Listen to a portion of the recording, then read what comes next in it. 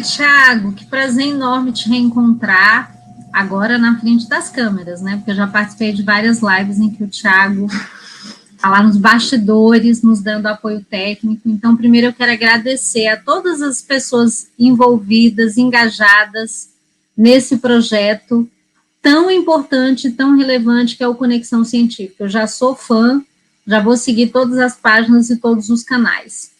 Eu vou pedir licença para vocês para compartilhar a minha tela aqui, se o Thiago puder colocar para mim, Thiago. Vamos ver se vai funcionar. Já aparece para vocês aí, Thiago? Você pode me dar um toque? Estou fazendo a coisa certa? Aparece sim, Gina. Ah, maravilha. Se você quiser dar um F5 para ampliar a tela. F5? Eu não vou cair se eu der F5 não, né, Thiago? Não. Vamos ver se aparece aí. Nada como ter quem entende das coisas, né, gente? Isso é ciência, né? Vamos lá.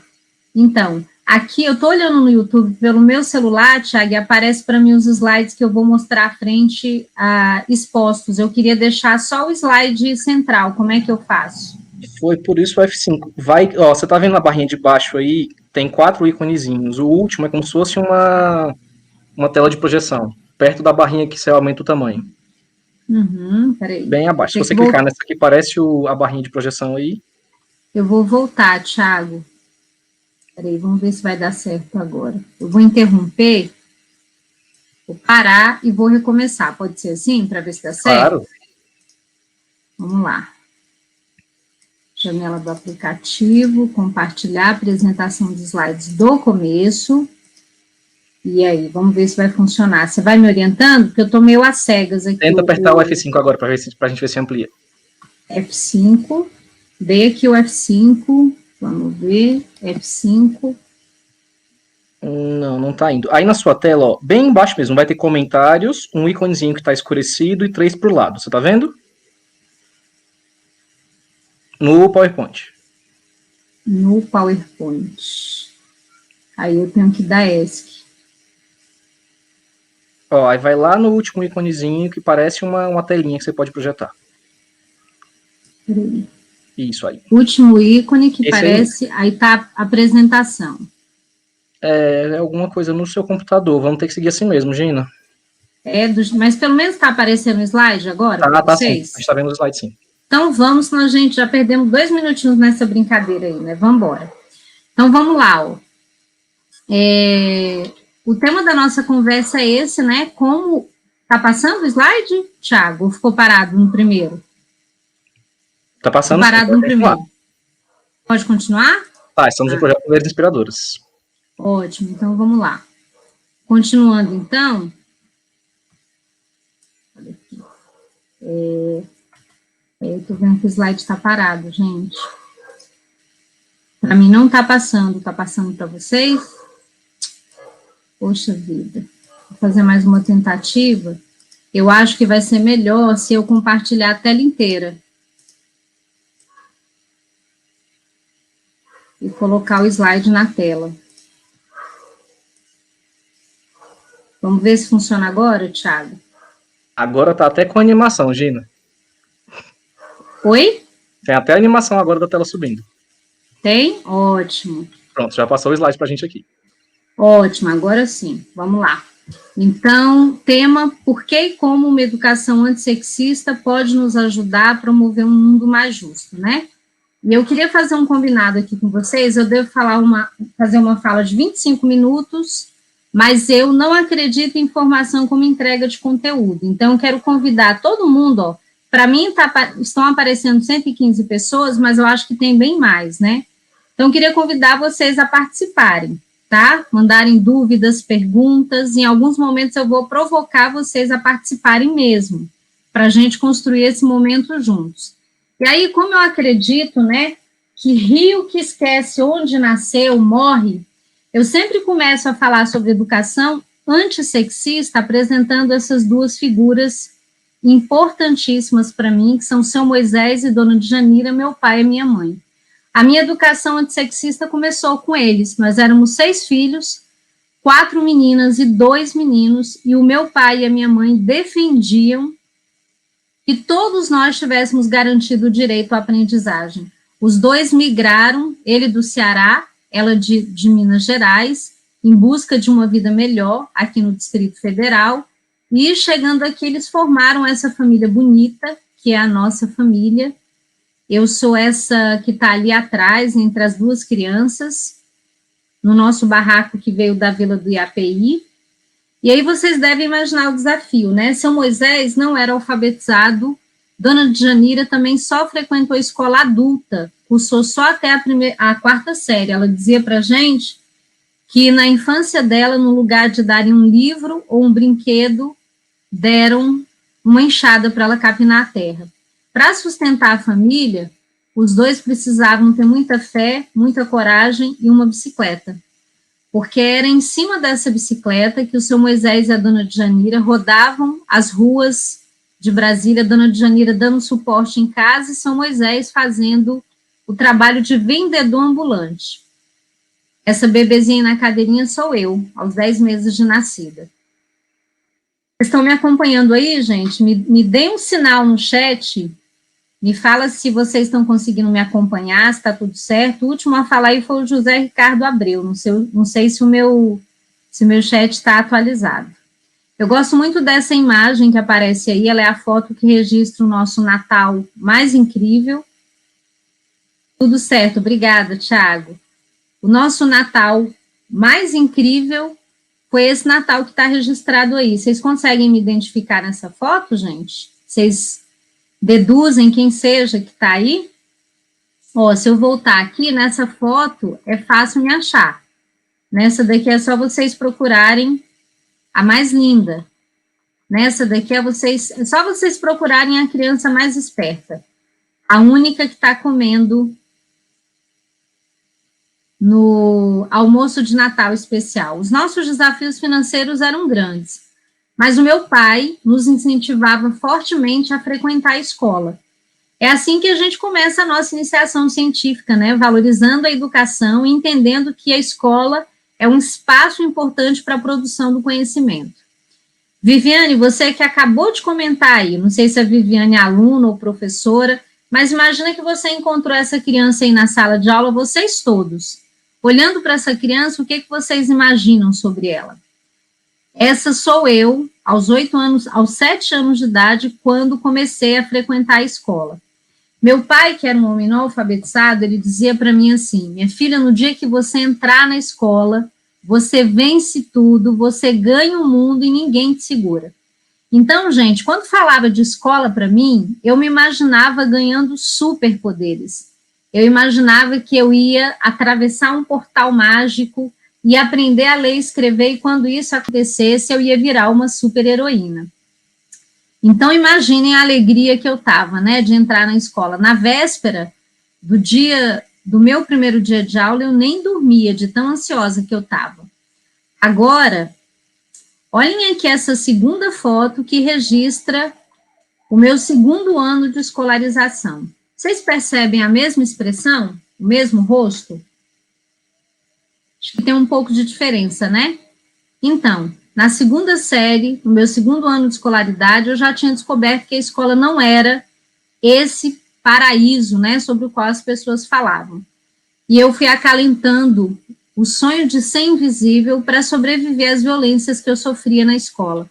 Até que eu encontrei essa professora maravilhosa, Creuza Pereira dos Santos Lima, uma professora negra, que, percebendo as minhas dificuldades, me acolheu. Até o meu encontro com a professora Creuza, o meu maior sonho era ser invisível para sobreviver às violências que eu sofria. A professora Creuza me enxergou, me acolheu, acreditou que eu pudesse aprender e me deu o sonho de ser professora. Porque depois do meu encontro com ela, eu percebi que eu não queria ser invisível, eu queria ser professora. E, de fato, aos 17 anos eu me formei professora na Escola Normal de Ceilândia, fiz parte da primeira turma de período integral, e aí comecei a trabalhar em 1991 e eu vou compartilhar com vocês rapidamente os marcos da minha trajetória profissional.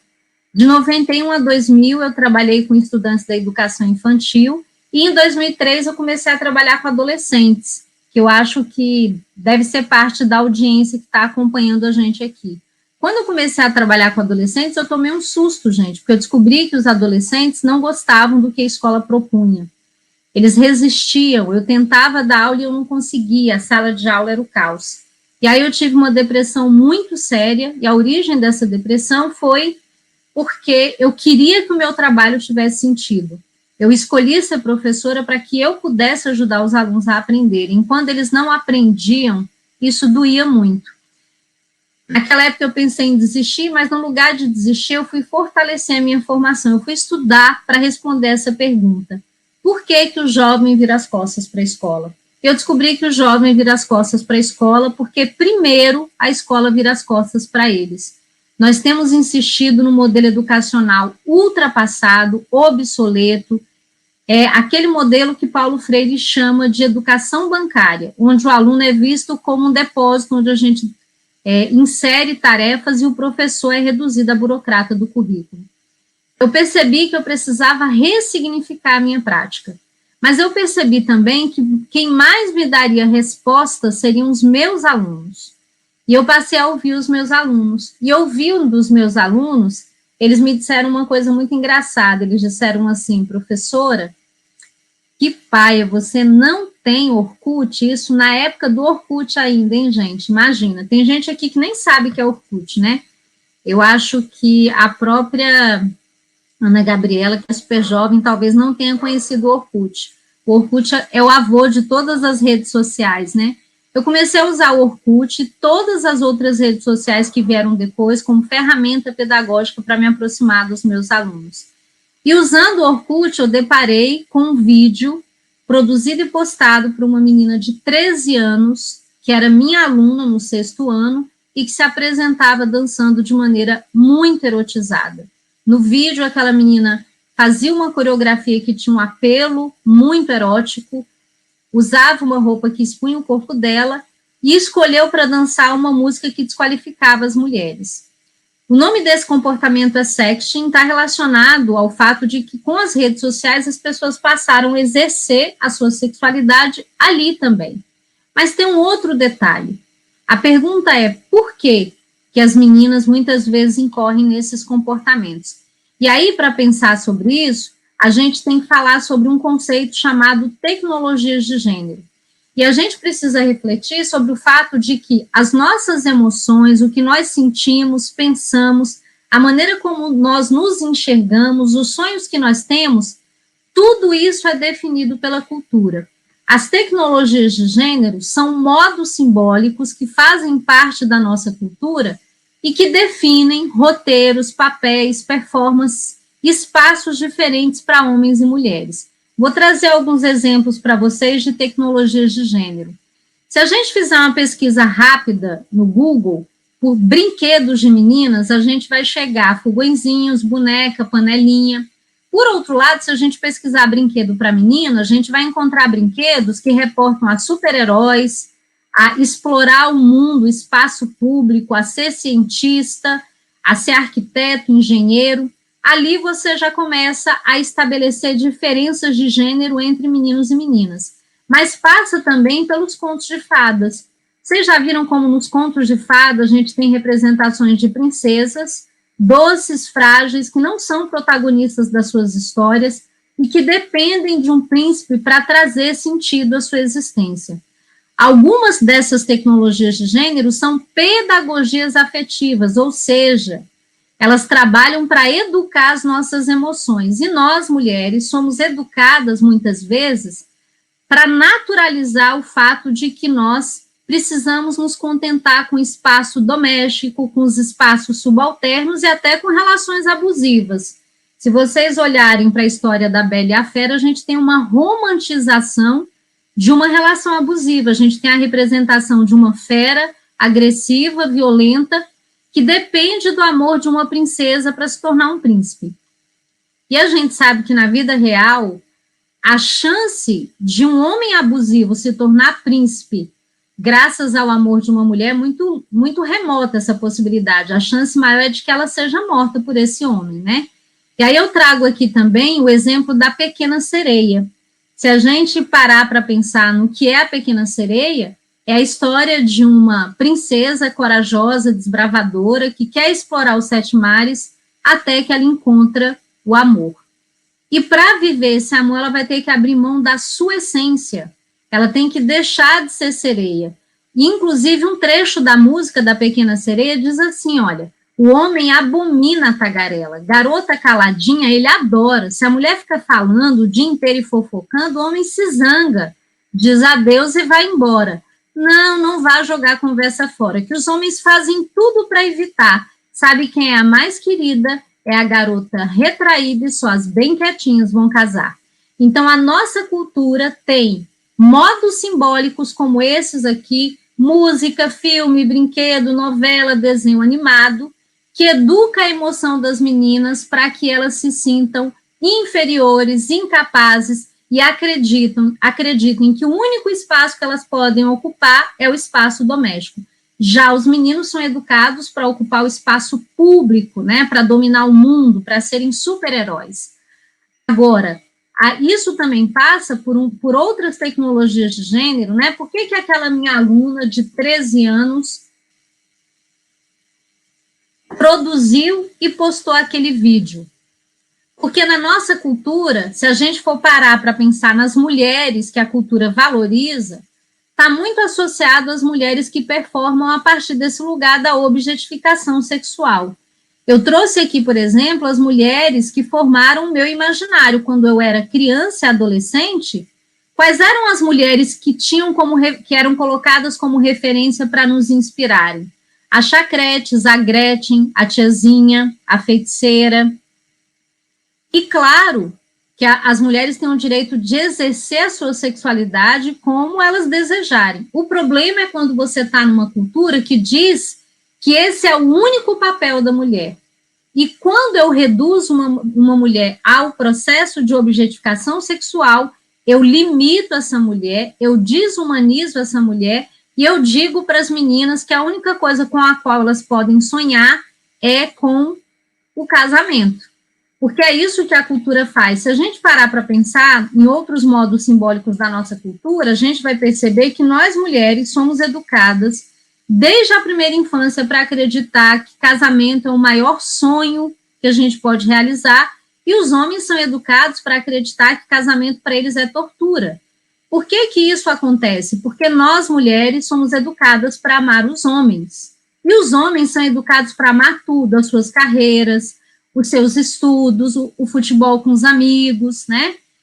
Menos as mulheres, porque os homens são educados para encarar as mulheres não como parceiras e companheiras, mas como propriedades. É como se eles tivessem posse sobre as mulheres. É como se as mulheres fossem uma coisa sobre a qual eles exercem posse.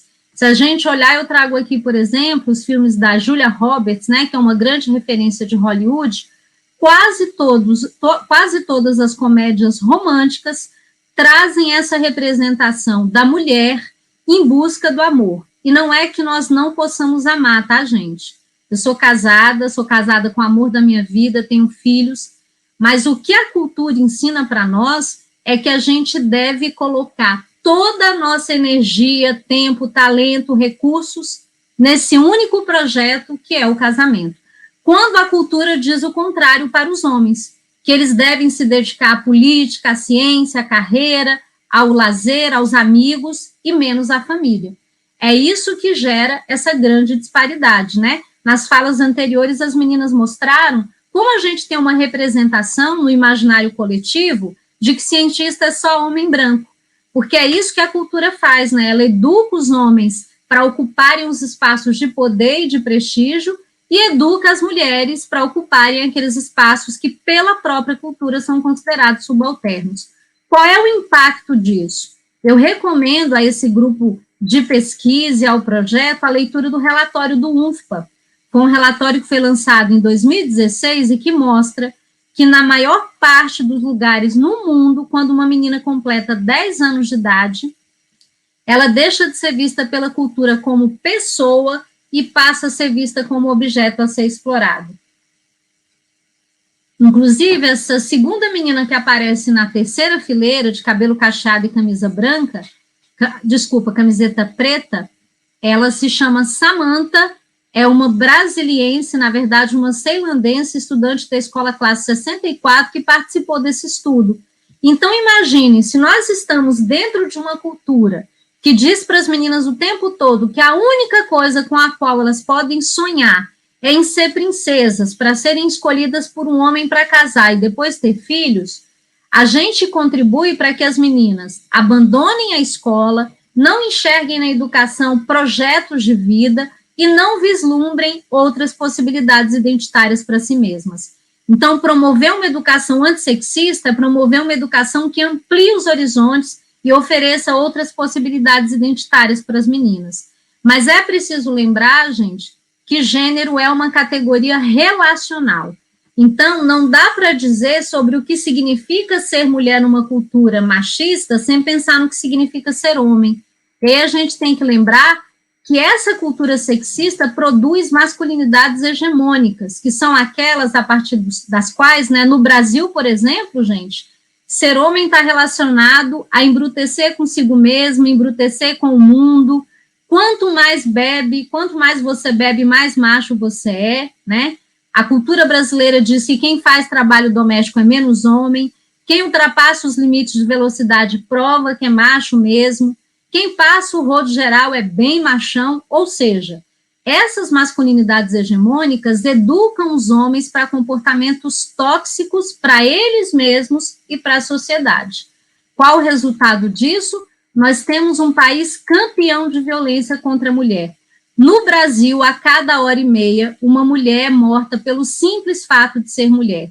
No Brasil, a cada 12 minutos, uma mulher é estuprada. 80% das meninas que sofrem violência sexual no Distrito Federal são violentadas por um tio, padrasto, um vizinho, o pai, o irmão, alguém próximo. Nós temos uma educação que ensina para os meninos, desde cedo, que as meninas podem ter os seus corpos violados, porque eles estão dentro de uma cultura que o tempo todo coloca o corpo da mulher à disposição para dar audiência, para vender produto, numa lógica de desumanização. Então, a cultura sexista e machista, ela não faz bem nem para as mulheres e nem para os homens. E aí, se a gente fala de tecnologias de gênero, a gente tem que falar também de tecnologias de raça, ou seja, a gente tem que falar que nós estamos dentro de uma cultura que, se ela subalterniza as mulheres em relação aos homens, ela também subalterniza as pessoas negras em relação às pessoas brancas. O Brasil é um país regido pelo que a gente chama de racismo estrutural. Se a gente for representar a história do Brasil a partir de uma fração matemática, eu vou ter essa representação aqui.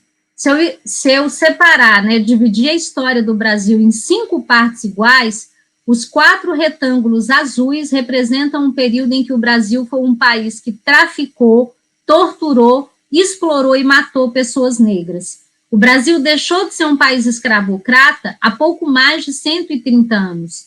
Isso é um tempo muito recente, considerando que nós existimos há mais de 500 anos.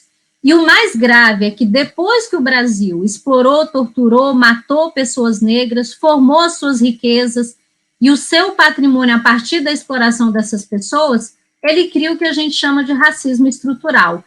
O que é o racismo estrutural? É uma organização da sociedade a partir da qual você garante privilégios para alguns e tira direitos de outros, né? E aí eu trago alguns exemplos. O Brasil criou uma série de leis para impedir as pessoas negras de terem acesso a direitos como educação.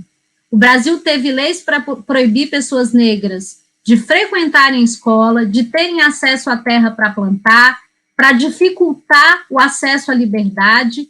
O Brasil, durante muito tempo, teve uma ciência que dizia que as pessoas negras eram inferiores e o único jeito do Brasil evoluir era exterminar a população negra e promover a eugenia. A Constituição de 1934, ela defendia uma educação baseada na eugenia. Ou seja, a gente precisa lembrar que quando a gente está num país em que as pessoas reclamam de cotas raciais para negros, as pessoas estão se esquecendo que esse foi um país que sempre criou cota para brancos.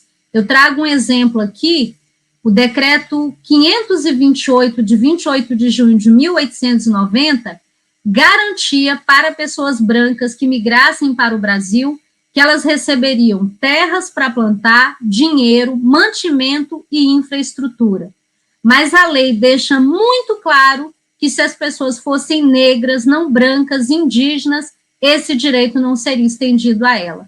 Então, não dá para falar de gênero sem falar de raça, porque isso impacta diretamente a identidade das meninas negras na escola. Porque se para as mulheres brancas o que resta é o casamento, para as mulheres negras, nem isso. Havia um ditado na época do Brasil Colônia que dizia que as mulheres brancas são para casar, as pretas para a cozinha e as mulatas para os prazeres da carne. Por isso, a gente precisa de uma educação antissexista e de uma educação antirracista, não só para promover uma vida melhor para mulheres, meninas e pessoas negras, mas para que a gente possa, como disse muito bem a Michele, a gente ter uma ciência plural. A ciência que nós temos foi produzida por homens brancos, e por isso mesmo ela não dá conta de todas as nossas complexidades. Aí, pensando nisso, se a gente tem uma cultura que educa as meninas para a subalternidade, os meninos para masculinidades tóxicas, como é que a gente lida com isso? E foi assim que eu criei em 2014 o projeto Mulheres Inspiradoras. Eu me dei conta de que não era só a minha aluna que gravou aquele vídeo que estava dentro dessa cultura machista, mas todos os outros, né? E eu precisava fazer um projeto que alcançasse a todos os estudantes. O projeto Mulheres Inspiradoras propôs a leitura de obras escritas por mulheres. Nós também propusemos que eles estudassem a biografia de mulheres incríveis, e claro que entre essas mulheres havia mulheres jovens como Anne Frank e Malala, mulheres idosas como Cora Coralina, mulheres incríveis como Irena Zendler, que salvou 2.500 crianças do extermínio, escritoras como Lígia Fagundes Telles, grandes ativistas dos direitos humanos como Rosa Parks, grandes nomes das ciências como Zilda Arnes e Nise da Silveira, Carolina Maria de Jesus, Maria da Penha, que sobreviveu ao feminicídio. Em outra etapa do projeto, eles conheceram as mulheres inspiradoras da nossa comunidade em Ceilândia, inclusive da querida professora Creuza, e na última etapa, eles foram convidados a pensarem na mulher inspiradora da sua vida, porque nós precisamos também pensar que se nas ciências grandes pesquisadoras são invisibilizadas, vocês imaginam o nível de invisibilidade de mulheres que estão nas periferias, sem acesso à educação e a direitos básicos. Então, todos os estudantes foram convidados a entrevistar as mulheres inspiradoras das suas vidas. A maioria escolheu a mãe, a avó e a bisavó para entrevistar, e foi a etapa mais surpreendente do projeto, porque eles puderam sanar as lacunas que eles tinham em relação ao conhecimento dessas mulheres. Nós nos deparamos com mulheres em Ceilândia extraordinárias, que são os sustentáculos daquela comunidade, gente. Mães solos, mães trabalhadoras domésticas, diaristas, mães extraordinárias que fazem uma luta, que travam uma luta diária pela sobrevivência e pela manutenção da sua família. A gente decidiu que essas histórias precisavam ser lidas por outras pessoas e nós lançamos o livro Mulheres Inspiradoras, em que estudantes do 9º ano do ensino fundamental contam a história dessas mulheres. Foi um projeto de iniciação científica, claro que nas ciências sociais, né, mas foi muito fortalecedor. A gente começou essa pesquisa em maio, os estudantes indo a campo gerar os dados, e a gente concluiu em dezembro de 2014 no CEF12 de Ceilândia. Aqui imagens do dia do lançamento, e os resultados foram maravilhosos, né? Os estudantes se envolveram nas atividades da escola, o IDEB da escola aumentou, mas houve outros resultados que a gente não esperava. O projeto recebeu o reconhecimento de 13 prêmios importantes, como o Prêmio Nacional de Educação em Direitos Humanos, o 8º Prêmio Professores do Brasil, fomos finalistas no Prêmio Cláudia, no Prêmio Professor Nota 10, e depois disso nós recebemos a notícia pelo jornal, né, Correio Brasiliense, de que o projeto Mulheres Inspiradoras representaria o Brasil num prêmio internacional, primeiro prêmio ibero-americano de educação em direitos humanos.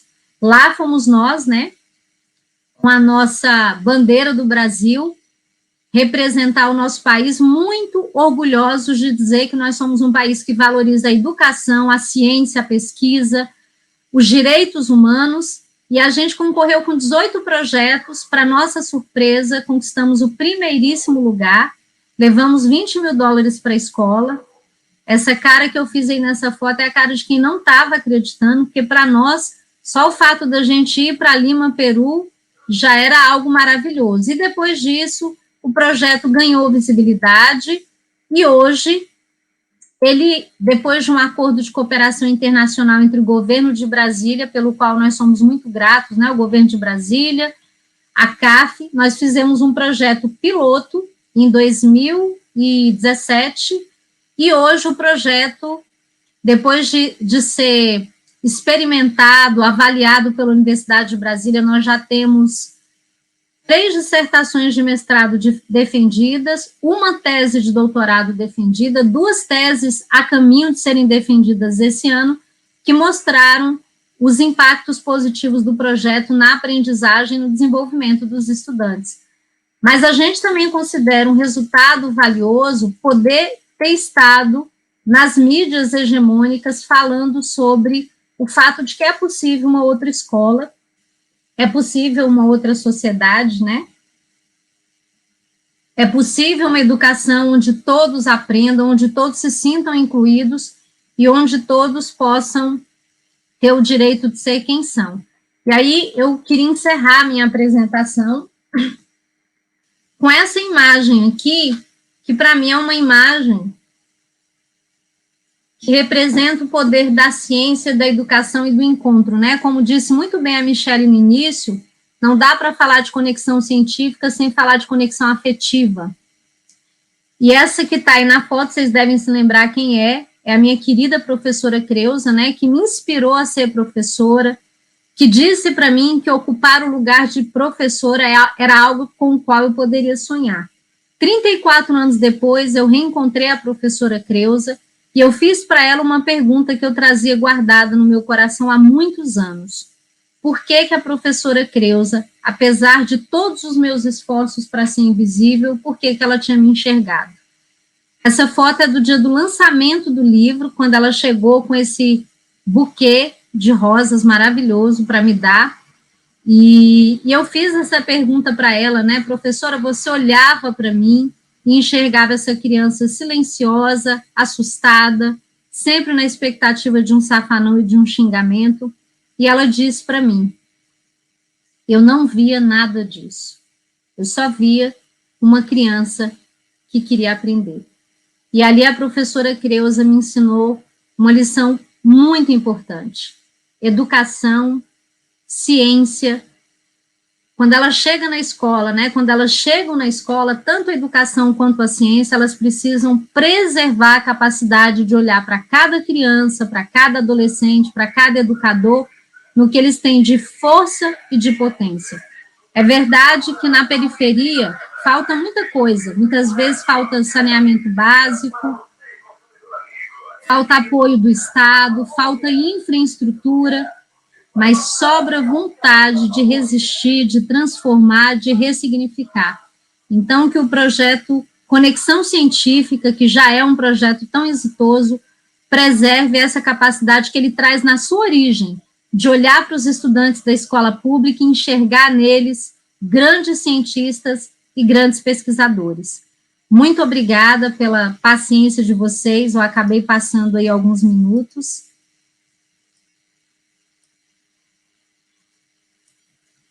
Muito obrigada, Thiago. Deixo aqui o meu Instagram para quem quiser continuar esse diálogo, a gente vai ter um momento de perguntas e respostas. Agradeço a quem participou aí no chat, mandando mensagens. Meu Instagram é @professora Gina Vieira, como está aparecendo aí na tela. Obrigada, Thiago. Fala, pessoal, gostaram? Então inscreva-se no nosso canal e aperta nesse like. Deixe aqui nos comentários suas perguntas, dúvidas, escreva o que você mais gostou e dê sugestões para os próximos vídeos. E se você quiser ficar ainda mais por dentro do que rola no mundo da ciência, é só seguir o Conexão Científica nas redes sociais. Os links estão aqui na descrição. Faça parte dessa história. Aqui no Conexão Científica nós fazemos mais do que divulgar, nós tornamos a ciência popular.